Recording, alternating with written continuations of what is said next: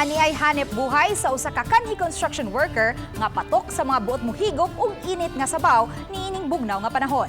Tara, food trip ta pinaagi sa report ni Mark Reggie Abella. Dungan sa pagbunok sa wan, bugnaw nga hangin usab ang atong mabati sa palibot. Maong sagad ka nato, mag-crave og init nga sabaw. Kini ang hanip buhay nga dalit sa usa ka kanhi construction worker nga si Joel Rasma, 40 anyos, taga Dakbayan sa Mandawi. Ang init og lamiang beef pares. Aso ni Joel nga nakunahuna siya sa pagsugod og negosyo ni ini human iyang natilawan ang beef pares sa Manila.